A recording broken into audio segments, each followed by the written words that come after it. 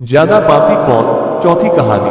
भोगवती नाम की एक नगरी थी। उसमें राजा रूपसेन राज करता था। उसके पास चिंतामणि नाम का एक तोता था। एक दिन राजा ने उससे पूछा, हमारा ब्याह किसके साथ होगा?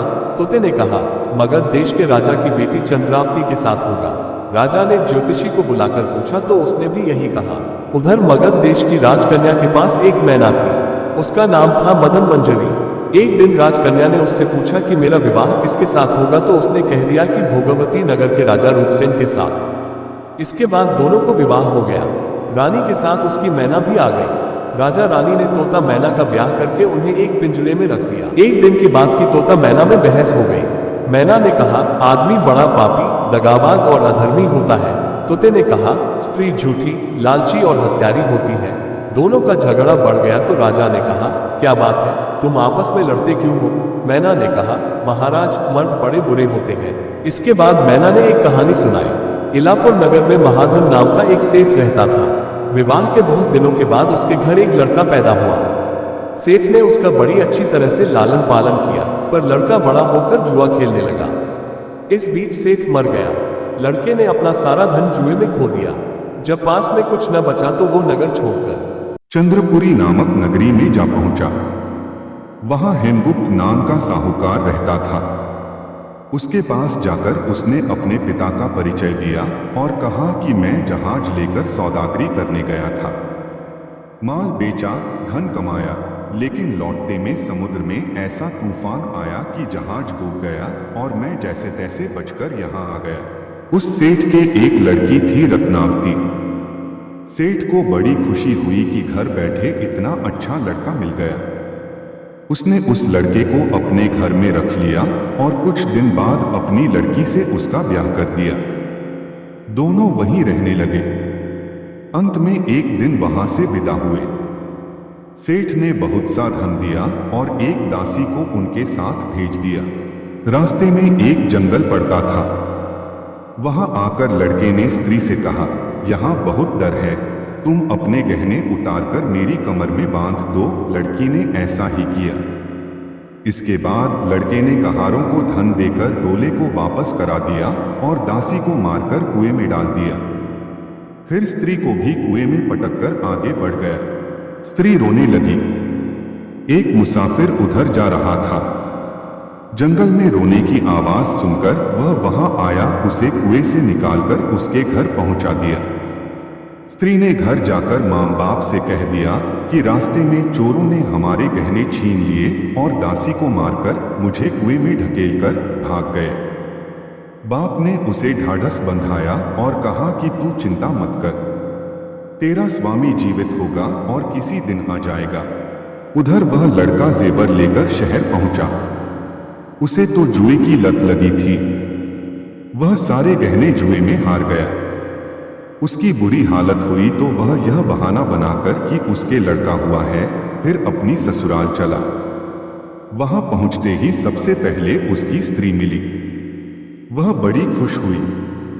उसने पति से कहा, आप कोई चिंता न करें, मैंने यहाँ आकर दूसरी ही बात कही है। जो कहा था वह उसने बता दिया। सेठ अपने जमाई से मिलकर बड़े प्रसन्न हुए और उन्होंने उसे बड़ी अच्छी तरह से घर में रखा।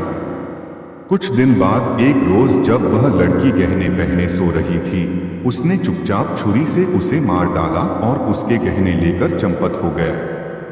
मैना बोली, महाराज, यह सब मैंने अपनी आंखों से देखा। ऐसा पापी होता है आदमी। राजा ने तोते से कहा, अब तुम बताओ कि स्त्री क्यों बुरी होती है? इस पर तोते ने यह कहानी सुनाई। कंचनपुर में सागर दत्त नाम का एक सेठ रहता था। उसके श्रीदत्त नाम का एक लड़का था। वहां से कुछ दूर पर एक और नगर था, श्री विजयपुर। उसमें सोमदत्त नाम का सेठ रहता था। उसके एक लड़की थी, वह श्रीदत्त को ब्याही थी। ब्याह के बाद श्रीदत्त व्यापार करने परदेश चला गया। 12 बरस हो गए और वह न आया तो जयश्री व्याकुल होने लगी। एक दिन वह अपनी अटारी पर खड़ी थी कि एक आदमी उसे दिखाई दिया। उसे देखते ही वह उस पर मोहित हो गई। उसने उसे अपनी सखी के घर बुलवा लिया। रात होते ही वह उस सखी के घर चली जाती और रात भर वहां रहकर दिन निकलने से पहले ही लौट आती। इस तरह बहुत दिन बीत गए। इस बीच एक दिन उसका पति परदेश से लौट आया। स्त्री बड़ी दुखी हुई, अब वह क्या करे। पति हारात का था। जल्दी ही उसकी आंख लग गई और स्त्री उठकर अपने दोस्त के पास चल दी। रास्ते में एक चोर खड़ा था। वह देखने लगा कि स्त्री कहाँ जाती है। धीरे धीरे वह सहेली के मकान पर पहुंची।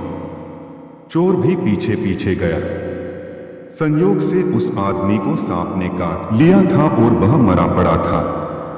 स्त्री ने समझा सो रहा है।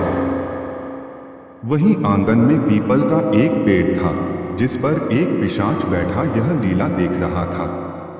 उसने उस आदमी के शरीर में प्रवेश करके उस स्त्री की नाक काट ली और फिर उस आदमी की देह से निकलकर पेड़ पर जा बैठा।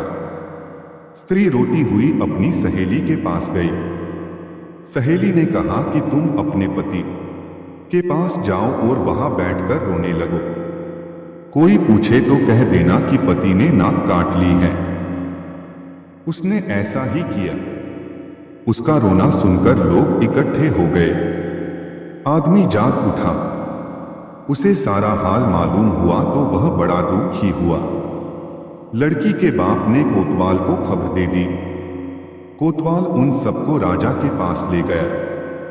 लड़की की हालत देखकर राजा को बड़ा गुस्सा आया। उसने कहा, इस आदमी को सूली पर लटका दो। वह चोर वहां खड़ा था।